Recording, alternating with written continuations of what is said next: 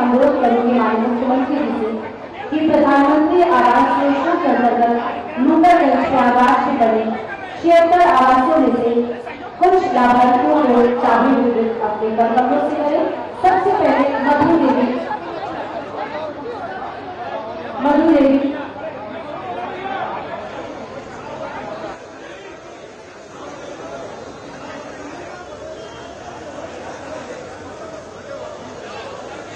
और इनके बाद नीरज देवी,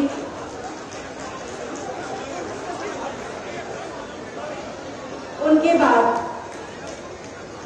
माननीय मुख्यमंत्री जी संवाद करते हुए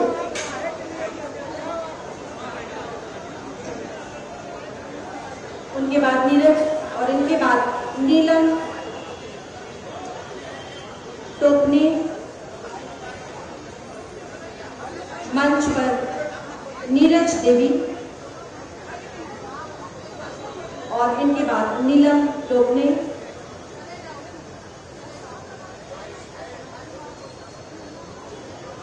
और इनके बाद माला साहू।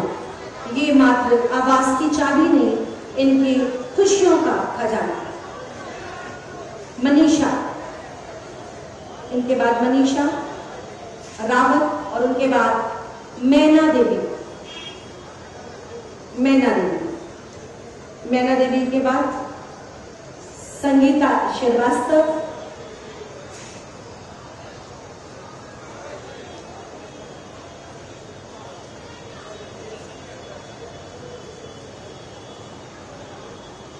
संगीता श्रीवास्तव के बाद लक्ष्मी देवी,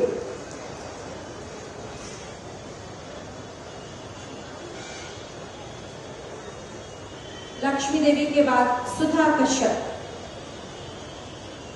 और उनके बाद शांति।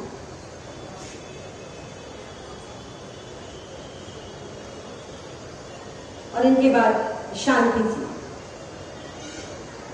ये है प्रधानमंत्री आवास योजना के अंतर्गत नूकरगंज में आज जिस आवासीय प्रखंड का लोकार्पण हुआ, उनमें से कुछ की चाबियां माननीय मुख्यमंत्री जी ने अपने कर कमलों से प्रदान की।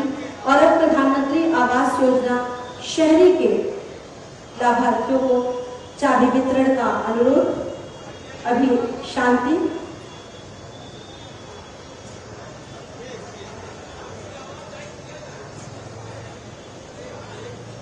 प्रधानमंत्री आवास योजना शहरी के लाभार्थियों में सबसे पहले रानी शर्मा।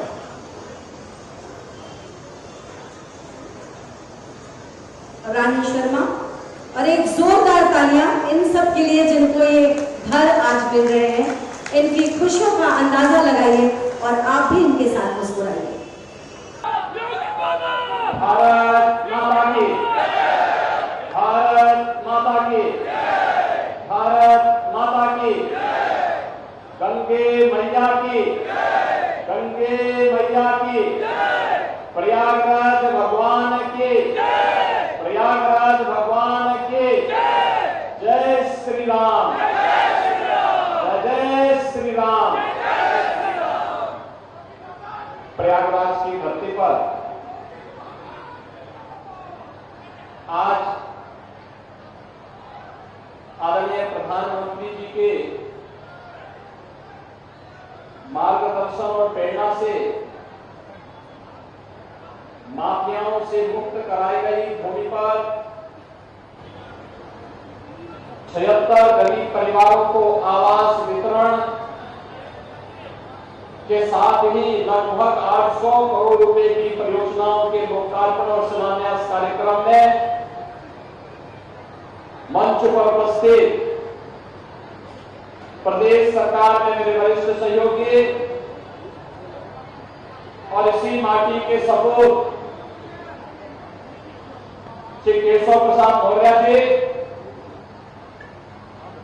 प्रदेश सरकार के औद्योगिक विकास को एक गति प्रदान करने के लिए निरंतर कार्य कर रहे इसी माटी के सपूत औद्योगिक विकास के मंत्री श्री नंद गोपाल गुप्ता मंत्री जी, हमारे यहाँ के प्रथम नागरिक गणेश केसरवानी जी, हमारे चारों लोकप्रिय सांसद माननीय प्रोफेसर रीता बहुगुणा जोशी जी, श्रीमती केशरी देवी पटेल जी, श्री रमेश चंद्र बिंद जी, श्री विनोद सोनकर जी, प्रदेश सरकार के पूर्व मंत्री और इस क्षेत्र के लोकप्रिय विधायक,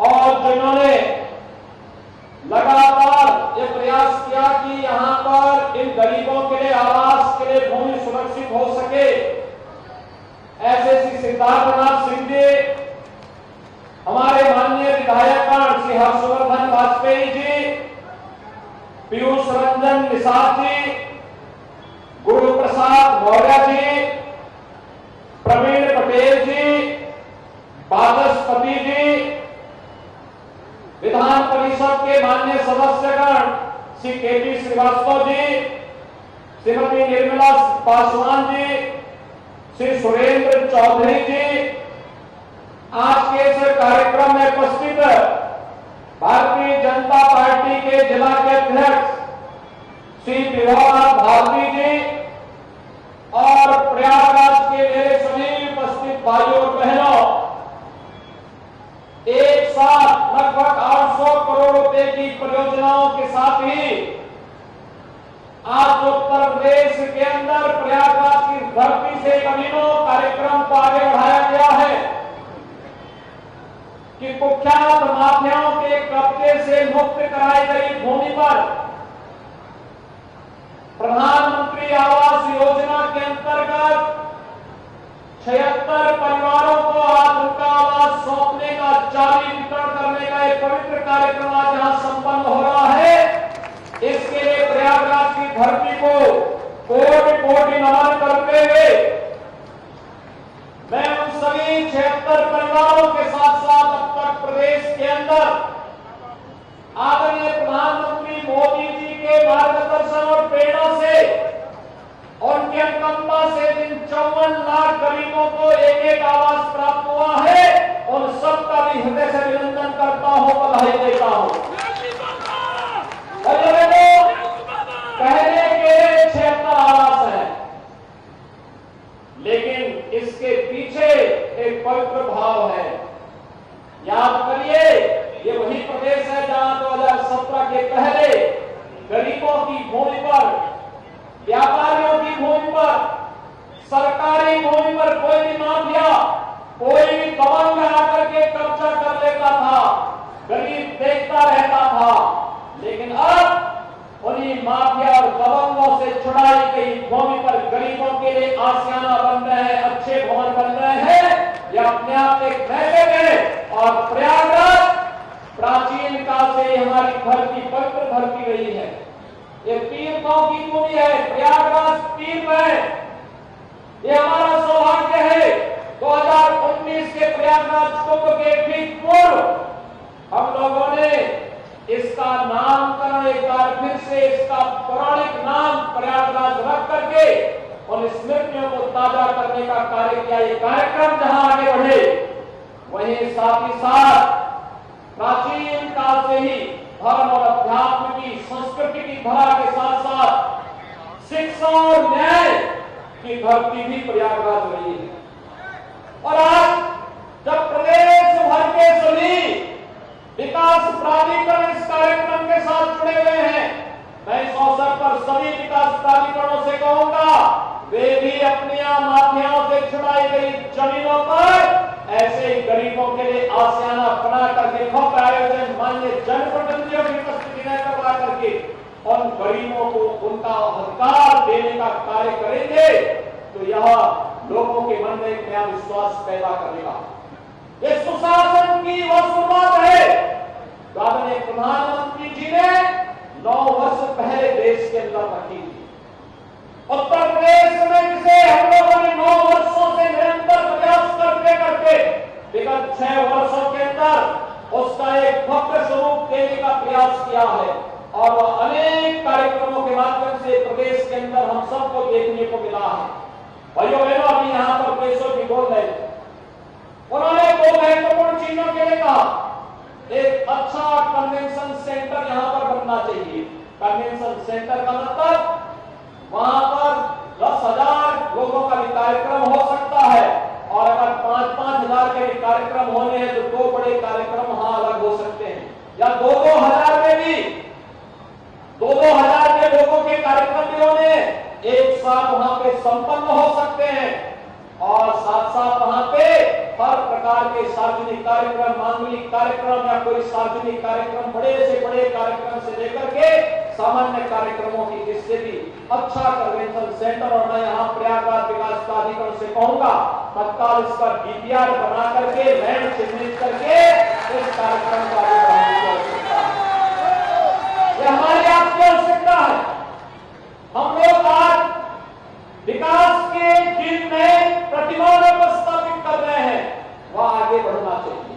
और दूसरा, एक और विकास और समय के अनुरूप अपने आप को विकास की इस प्रक्रिया के साथ जोड़ना, और दूसरी तरफ विरासत का सम्मान। दुनिया की सबसे पहली गुरुकुल महर्षि भारद्वाज ने इसी प्रयागराज की धरती पर स्थापित किया। प्रयागराज में आज भी महर्षि भारद्वाज का आश्रम है। कमान का विमानन शास्त्र आज भी एक नई प्रेरणा बना हुआ है, और इसके लिए हम लोगों को एक बार फिर से फ्लाइंग क्लब और फ्लाइंग क्लब के माध्यम से इस दिशा में आगे और क्या अनुसंधान इस क्षेत्र में हो सकते हैं, इस कार्यक्रम को आगे बढ़ाने के लिए भी मैं यहाँ विकास प्राधिकरण और लोकल मंडलायुक्त और मंडला के जिला प्रशासन से भी कहूंगा इस प्रक्रिया को वे आगे बढ़ाने की कार्रवाई करें। उत्तर प्रदेश का सिविल एविएशन विभाग इस कार्यक्रम को उसी गति से आगे बढ़ाने का कार्य करेगा जिस गति के साथ एयरपोर्ट का निर्माण प्रयागराज की धरती पर हुआ। पहली बार हुआ कि 11 महीने में एयरपोर्ट का निर्माण हुआ था कुल्लू के ठीक पहले, जब आदरणीय प्रधानमंत्री जी ने प्रयागराज के इस भव्य एयरपोर्ट का भी हम लोग आ रहे थे, 2-2 फ्लाइट खड़ी थी। 12 फ्लाइट की सुविधा वर्तमान में देश और दुनिया के लिए है प्रयागराज की धरती से। भाइयों बहनों, कल्पना करिए आज से 6 वर्ष पहले उत्तर प्रदेश के अंदर प्रधानमंत्री आवास योजना में एक भी गरीब को आवास नहीं मिल पाता। 2014 में सरकार प्रधानमंत्री मोदी जी के नेतृत्व में बन गई थी, लेकिन उत्तर प्रदेश में जो सरकार थी वह गरीबों के बारे में नहीं सोचना चाहती थी। भारत सरकार लिखती थी कि आवास देना चाहते हैं, लेकिन भाइयों बहनों प्रदेश की सरकार आवास नहीं देना चाहती थी। और अब आप देख रहे होंगे अब तक प्रधानमंत्री मोदी जी के अनुकंपा से उत्तर प्रदेश में पिछले 6 वर्ष के अंदर 54 लाख गरीबों को एक आवास मिल चुका है। 54 लाख गरीबों को। और अभी तो केशव जी का खजाना खुलने वाला है, वहां से 10 लाख नए आवास की नई छड़ी निकलने वाली है जो ग्रामीण क्षेत्र के लोगों को प्राप्त होगा। भाई मैं आवास को पूछ रहा था गरीबों से, आप देख रहे होंगे जो कभी सपना भी नहीं देखते थे कि आवास उनका भी बन पाएगा, उनका भी आवास होगा। एक सपना था लेकिन अब वो हकीकत बन गई है। आपने देखा होगा क्या उनके चेहरे पर मुस्कान थी। जीवन भर व्यक्ति कार्य करता था, मेहनत करता था, अंतिम समय में भी किराए के मकान पर रहने के लिए जहां तहां झोपड़ी डाल करके रहने के लिए मजबूर होना पड़ता था।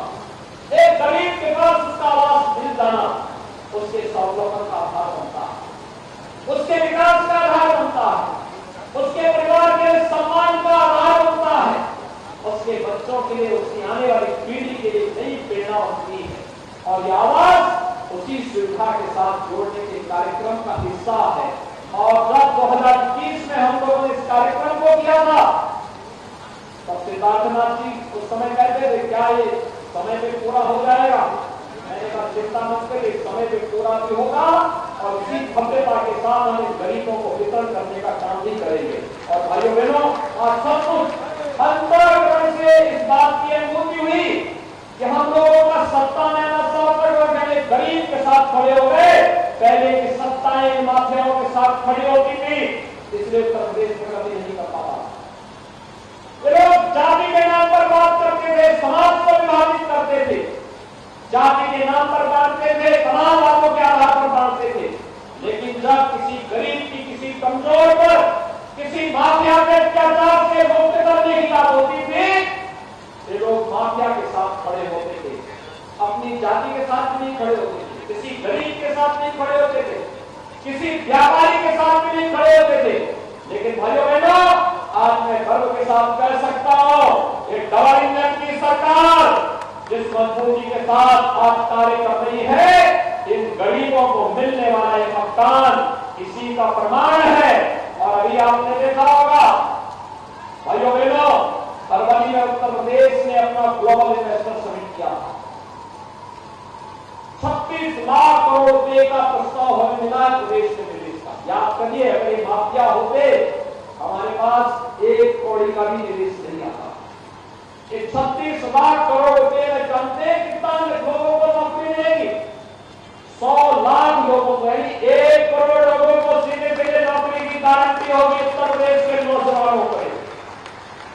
ये है डबल इंजन की ताकत, ये डबल इंजन की ताकत। इस ताकत के बल पर आज हम सब, आप सभी जनता जनार्दन के आशीर्वाद से, आदरणीय प्रधानमंत्री जी के मार्गदर्शन में, उनकी कृपा से उत्तर प्रदेश को नए भारत के लिए उत्तर प्रदेश के रूप में स्थापित कर रहे हैं। और मैं तो प्रयागराज वासियों के प्रति